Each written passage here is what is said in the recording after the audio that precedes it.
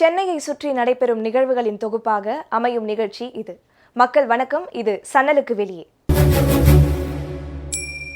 இன்றைக்கு நாம் காணவிருக்கும் நிகழ்ச்சி சென்னை அண்ணா நூற்றாண்டு நூலகத்தில் நடைபெற்ற எழுத்தாளர் NS பிரேமா அவர்களது நூல் வெளியீட்டு விழா. வாருங்கள், நிகழ்ச்சிக்குள் செல்லலாம்.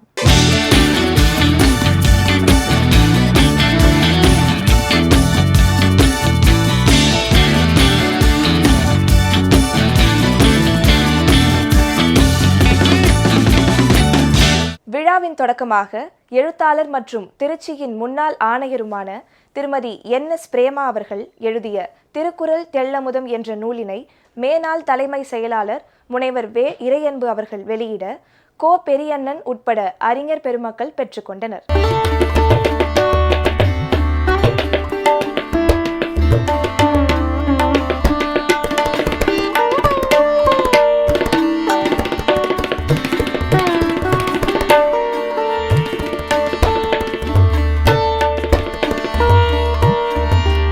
நூலானது வெளியிடப்பட்டதை தொடர்ந்து அடுத்ததாக விழாவில் பங்கேற்றிருந்த தமிழறிஞர்கள், இலக்கிய ஆளுமைகள், கல்வியாளர்கள், அறிஞர் பெருமக்கள் என அனைவரும் எழுத்தாளர் NS பிரேமா குறித்தும் அவரது நூலான திருக்குறள் தெள்ளமுதம் பற்றியும் சிறப்புரையாற்றியிருந்தார். வாருங்கள், அதனை பார்த்து வருவோம்.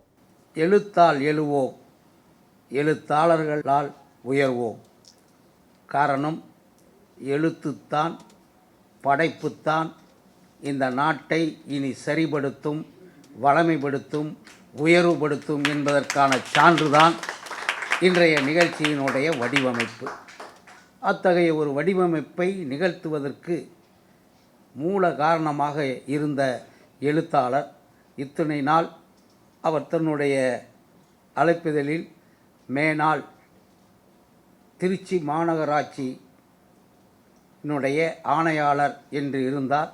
இன்றைக்கு அது மாறி எழுத்தாளர் என்கின்ற பதவி உயர்வை பெற்றதற்கு முதல் பிரசவம் நடைபெறுகிறது. சரி, அந்த பிரசவத்துக்கு யார் தலைமை தாங்கணும், யார் அதை வெளியிடணும் அப்படின்னு பார்த்தபோது உலக நாடுகள் எல்லாம் இன்றைக்கு உச்சரிக்கிற ஒரு பெயர் டாக்டர் வே. இறையன்பு ஐஏஎஸ். காரணம், அவருடைய எழுத்துக்கள் எல்லாமே தரம். அவர் நமக்கு கிடைத்ததே பெரிய வரம். உலக அரங்கத்தில் என் பேர் பெருசாக வரக்கூடாதா, எனக்கு தனி சேர் இருக்கக்கூடாதா அப்படின்னு நினைக்கிற காலத்தில் அவருக்கு போட்ட அந்த இருக்கையை இது மட்டும் என் வித்தியாசமாக இருக்குது, நான் மட்டும் எனக்கு மட்டும் என்ன பெரிய இருக்கையா என்று அந்த இருக்கையை எடுத்துக்காட்டு தான் அதில் அமர்ந்த ஒரு உன்னதமான எழுத்தாளர். நான் பார்த்து வியக்கிறேன்.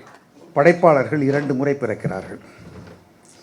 முதல் முறை அவர்களுடைய டேட் ஆஃப் பர்த், 2வது முறை புத்தகம் வெளியிடும் நாள். ஏற்கனவே எழுதியிருப்பார்கள், மறுமுறை பிறக்கிறார்கள். ஆக சிலர் சொல்லுவார்கள், தமிழில் எழுதினால் பிழைக்க முடியாது, தமிழில் அதிக புத்தகங்கள் விற்பதில்லை, எண்ணிக்கை குறைவு, எழுத்தாளனாக வாழ்க்கையை ஓட்ட முடியாது என்று. தமிழ் என்ன எழுத்து பிழைப்பா? பிழைப்பதற்கு தமிழா? தமிழை வைத்து பிழைக்க வேண்டாம். தமிழை நாம் பிழைக்க விட்டால் போதும். நாம் எழுத்தின் மூலமாக பல எழுத்தாளர்கள் பணியாற்றி கொண்டு தான் எழுதியிருக்கிறார்கள். முழு நேர எழுத்து என்பது எழுத்து கேட்கவே இல்லை. அப்படி பார்த்தால் 165 புத்தகங்கள் எழுதியவர் தலைமைச் செயலராக இருந்திருக்க முடியும். JK ரவுலிங் என்று பலரை சொல்லுவார்கள். மேலை நாடுகளில் ஸ்போர்ட்ஸ்மேன் மில்லியனராக இருப்பார், நடிகர்கள் மில்லியனராக இருப்பார்கள், எழுத்தாளர்களும் மில்லியனராக இருப்பார்கள். இங்கே இல்லை என்பது உண்மைதான். ஆனால் அப்படித்தான் இருக்க வேண்டும். முழு நேரம் எழுதி பணம் வரவில்லை என்று அங்கலாய்க்கக்கூடாது, அதற்காக எழுதக்கூடாது என்று நினைக்கிறேன் நான். மேலாண்மை பொன்னுச்சாமி என்று ஒரு மிகச்சிறந்த எழுத்தாளர் தாமு ஏசாவில் இருப்பார். அவர் சைக்கிளில் வைத்து பாத்திரம் பெற்றவர்.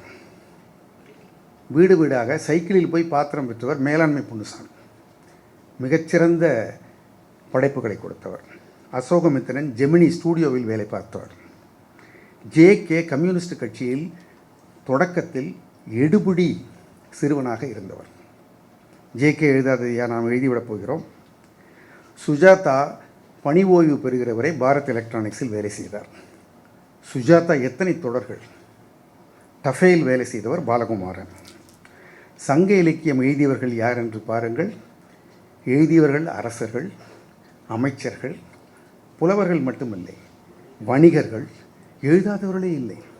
ஆக எழுத்து என்பது தனியாக தொழில் அல்ல, எல்லோரும் செய்ய வேண்டியது, எல்லோராலும் செய்யக்கூடியது. அனைவருடைய அனுபவங்களையும் கொண்டு வந்து கொட்ட வேண்டியது எழுத்து. 1330 குறள்களில் ஒரே ஒரு குறளில் மட்டும்தான் நமக்கு கட்டளை ஏற்றிருப்பார்.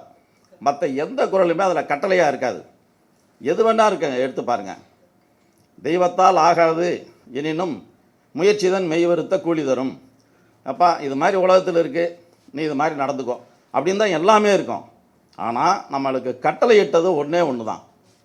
கற்க கசடர கற்பவை கற்றபின் நிற்க அதற்கு தக. நிற்க அப்படின்னு போடுறாரா, நமக்கு கட்டளையை போட்டிருக்காருன்னு அர்த்தம்.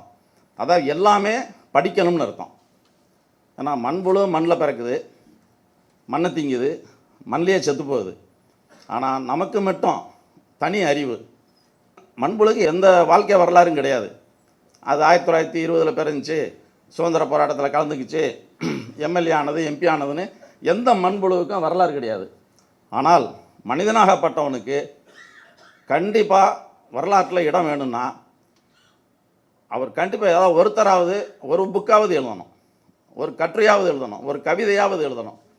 அதை ஊக்கம் கொடுக்கும் விதமாகத்தான் என்எஸ் பிரேமா அக்கா அவர்கள் ரொம்ப அருமையான இந்த திருக்குறள் தென்னமுதத்தை எழுதியிருக்காங்க. விழாவில் அடுத்ததாக நூலினை வெளியிட்ட ஓய்வு பெற்ற இந்திய ஆட்சிப்பணி அதிகாரி திரு இறையன்பு அவர்கள் நூல் குறித்தும் திருக்குறள் சார்ந்து எழுத்தாளர் கையாண்ட விதம் குறித்தும் தெளிவாக விவரித்ததோடு தனது வாழ்த்துரையையும் வழங்கினார். வாருங்கள் அவரது உரையினை கேட்டு வருவோம். அரசு பணியிலே இருந்து கொண்டு பணியே செய்யாமல் இருந்தால் கூட மக்கள் கவலைப்பட மாட்டார்கள். ஆனால் பணி செய்து கொண்டு நீங்கள் எழுதினால், எழுதுவதால் நீங்கள் பணி செய்வதில்லை என்று கருதுவார்கள்.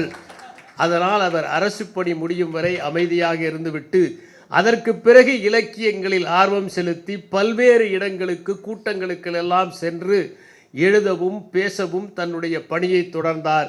எப்படி அசோகன் அவர்கள் ஓய்வு பெற்ற பிறகு சக்திமானாக அவதாரம் பெற்றாரோ, வாக்காளர் குரலை ஏற்படுத்தினாரோ, அதை போல அவரும் ஓய்வுக்கு பிறகு நிறைய இலக்கிய கூட்டங்களுக்கு சென்று தன்னுடைய பரிச்சயத்தை அகலப்படுத்தி கொண்டு மற்றவர்களெல்லாம் வற்புறுத்திய காரணத்தினால் நாம் ஒரு நூலாக அவற்றை பதிப்பிக்கலாம் என்று நூலை எழுதி இன்று பதிப்பித்து இந்த விழா அரங்கம் நிரம்பும் வகையில் நடந்து கொண்டிருக்கிறது.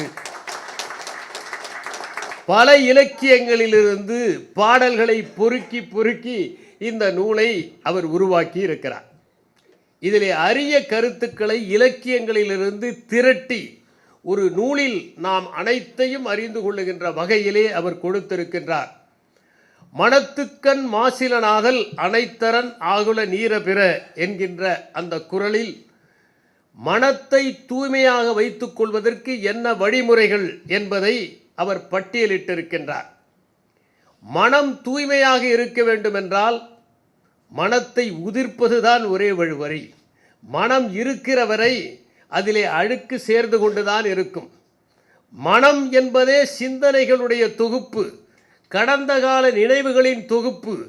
எனவே மனத்தை உதிர்ப்பது ஒன்றுதான் நாம் சிந்தனை இல்லாமல் இருப்பதற்கும் மனம் தூய்மையாக இருப்பதற்குமான வழி.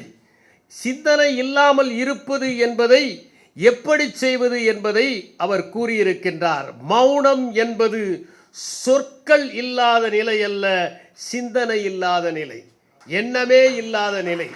அப்படிப்பட்ட நிலையை அடைவதற்கு அவர் கொடுத்திருக்கிற பட்டியலில் முதலாவதாக மூச்சை கவனித்தல் என்று குறிப்பிடுகிறார்.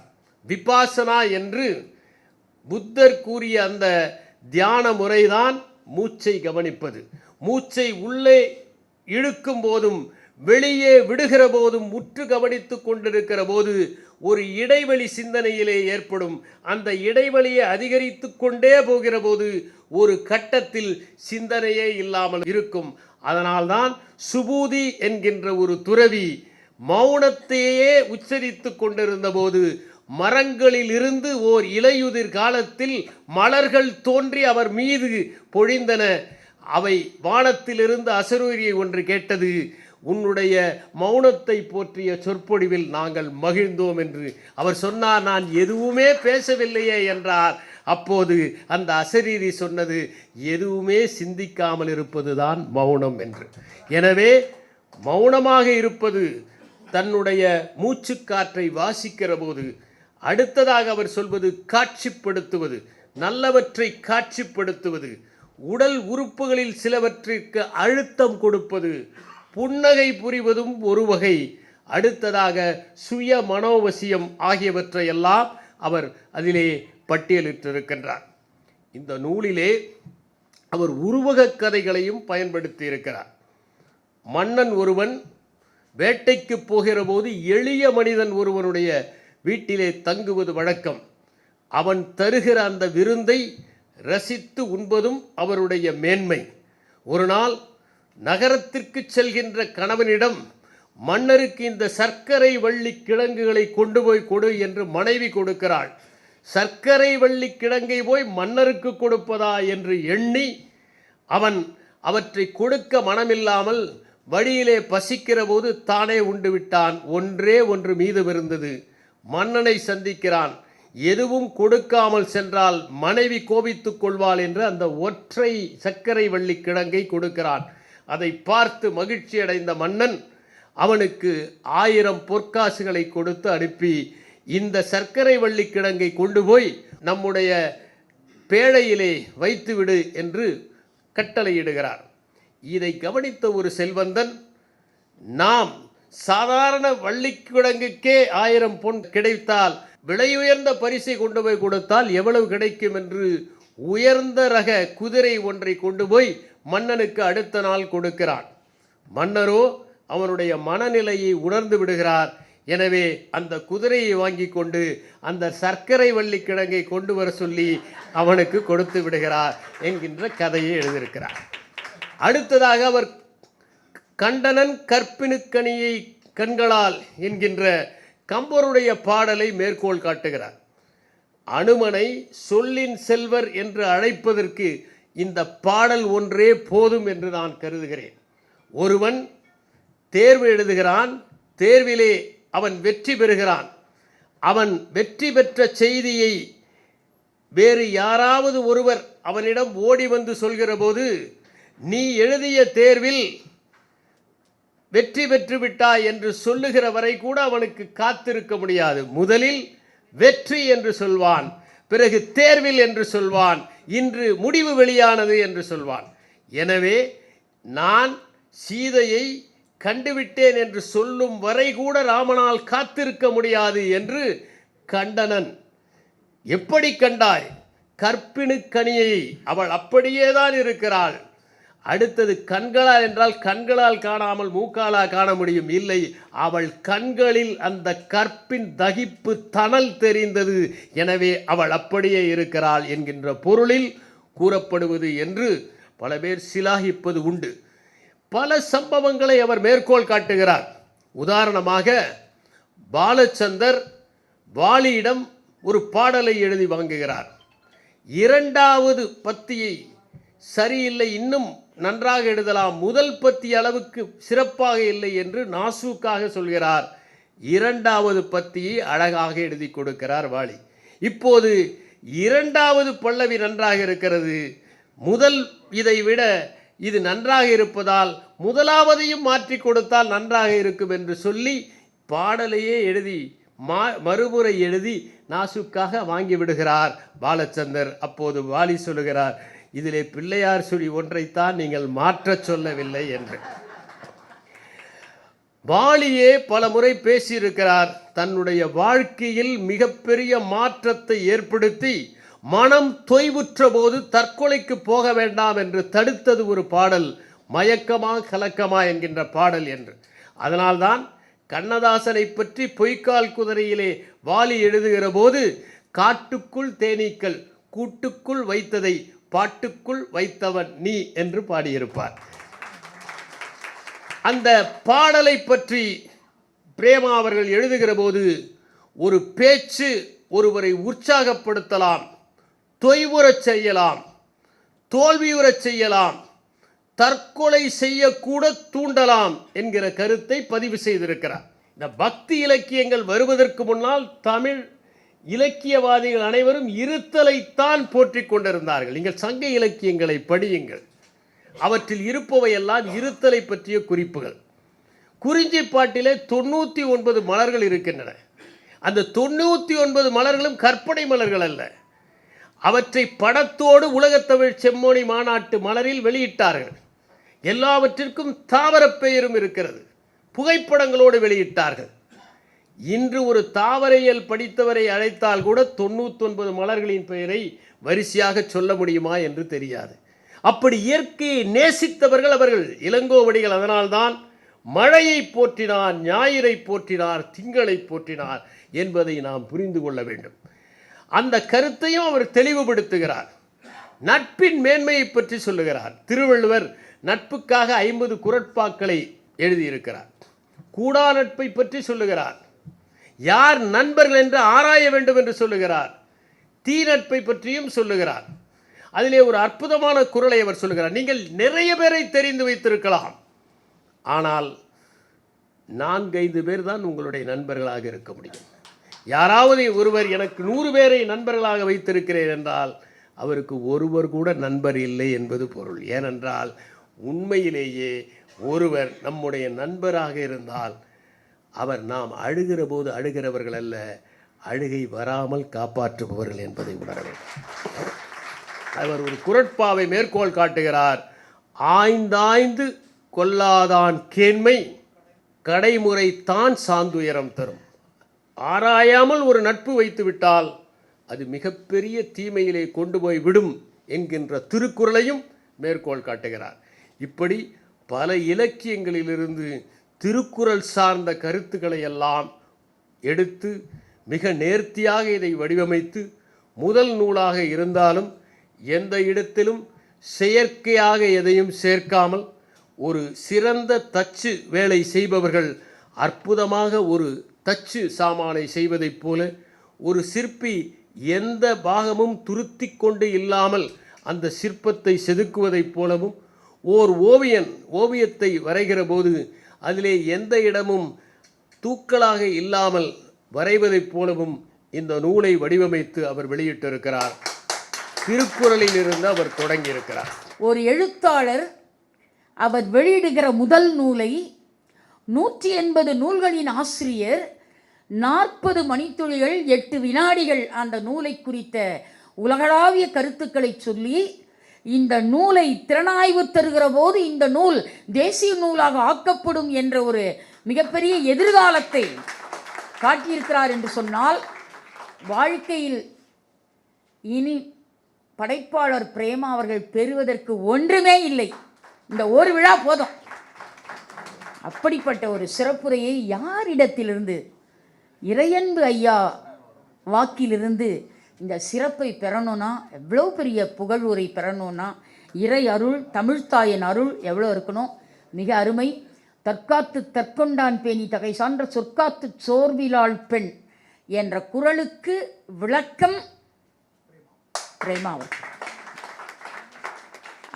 இறையன்பு ஐயா பேசும்போது முகம் அடுத்தது காட்டும் பளிங்கு போல் நெஞ்சம் கடுத்தது காட்டும் முகத்தை பற்றி சொன்னார். இன்னைக்கு தமிழகத்தில், அதுவும் குறிப்பாக சென்னையில் முகம்ன்ற சொல்லே தொலைஞ்சி போய் கிட்டத்தட்ட ஒரு நூற்றாண்டு ஆக போகுது. எல்லாம் மூஞ்சி கழுவிட்டு வரேன்றான். மூஞ்சி கலைக்கலைஞ்சி எடுத்து பார்த்தேன், மூஞ்சினா என்னன்னு பக்கத்தில் போட்டிருக்கு, நீளம் முகமுடைய எலின்னு போட்டிருக்கு, பிராக்கெட்டில் போட்டிருக்கு மூஞ்சி ரூ அப்படின்னு போட்டிருக்கு. ஆனால் நம்ம மூஞ்சி கழுவிட்டு வரேன்றான் இல்லையா. பள்ளியிலேருந்து இல்லத்திற்கு அந்த குழந்தைய பார்த்து அம்மா சொல்கிறாங்க, போய் கை கால் மூஞ்சிலாம் கழுவிட்டு வாங்க. எத்தனை மூஞ்சி இருக்கு? ஒன்று தானே, மூஞ்செல்லாம் கழுவிட்டு வான்ற அம்மா இல்லைங்களா.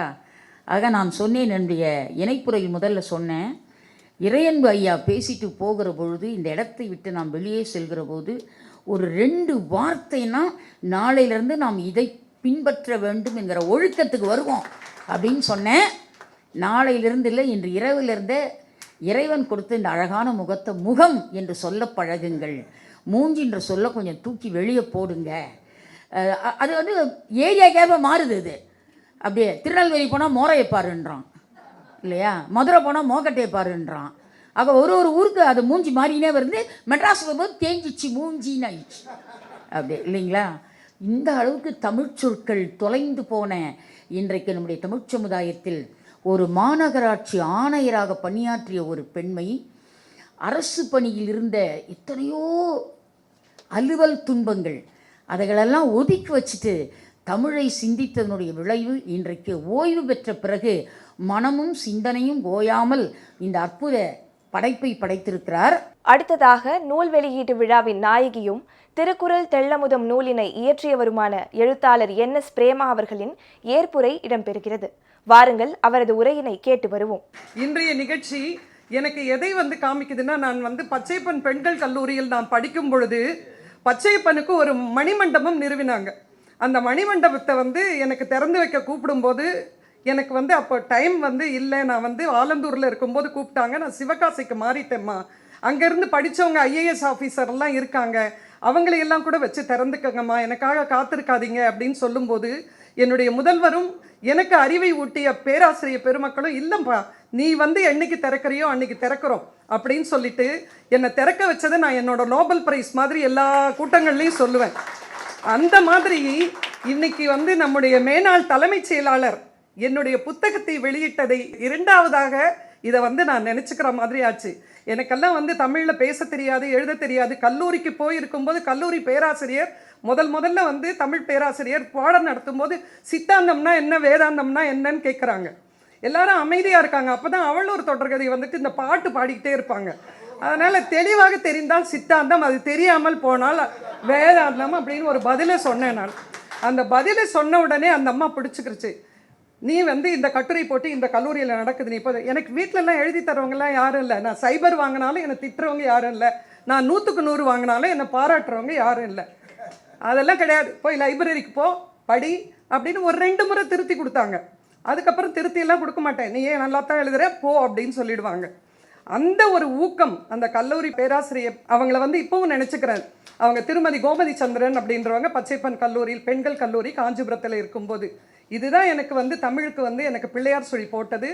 இந்த பரிசுகள் எல்லாம் நான் வாங்கினதுனால அவங்க மும்தாஜ் பாலகிருஷ்ணன்றவங்க முதல்வர். அந்த அம்மா நான் BA முடித்த உடனே எங்கள் அப்பா அம்மாட்ட பேசுகிறாங்க, இவங்களை மேலே படிக்க வைங்களேன், நம்ம கல்லூரியிலேயே நம்ம ஏதாவது வேலையில் எடுத்துக்கலாம் அப்படின்னு சொல்லும்போது, அப்பா அம்மாவுக்கு BAனாவே என்னன்னு தெரியாது, ஆனால் படிக்கணும். அப்பாவுக்கு பெண் பிள்ளையாக இருந்தாலும் நான் மூத்த பிள்ளை, எனக்கு கீழே ஒரு 3 பெண் பிள்ளைகள், வீட்டில் ஆண் பிள்ளைகள் இல்லை. அந்த பகுதியே நெசவாளர் பகுதி. நம்முடைய மேனாள் தலைமைச் செயலாளர் அங்கே கலெக்டராக இருந்திருக்காரு, அதனால் அவருக்கு தெரியும்.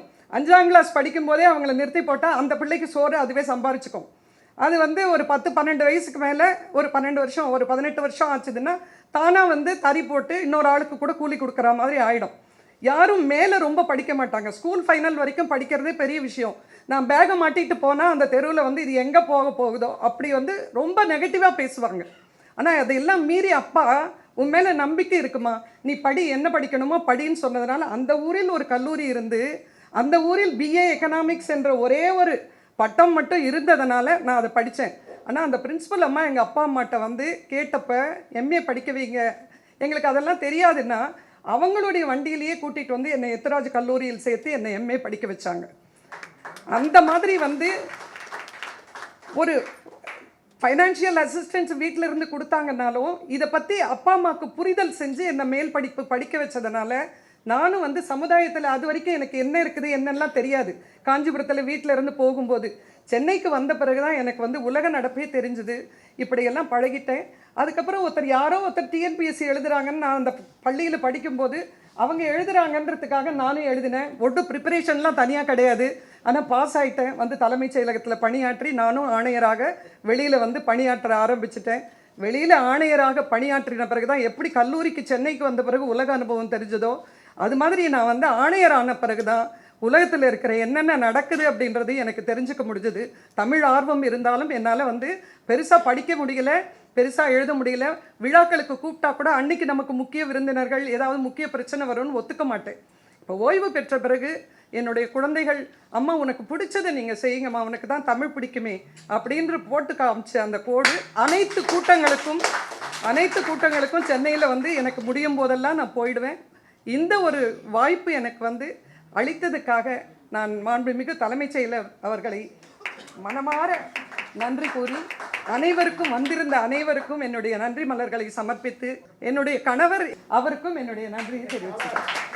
இன்றைய நிகழ்ச்சியில் நூல்கள் குறித்தும் நூல்களின் வழியே இளைய தலைமுறையினர் உட்பட அனைவருக்கும் தமிழ் மொழி குறித்தும் தமிழ் மொழி சார்ந்த பங்களிப்பு குறித்தும் விழாவில் பங்கேற்றிருந்த அறிஞர் பெருமக்கள் ஒவ்வொருவரும் தங்களது கருத்தினை தெளிவாக முன்வைத்தது புரிந்திருக்கும் என எண்ணுவோம்.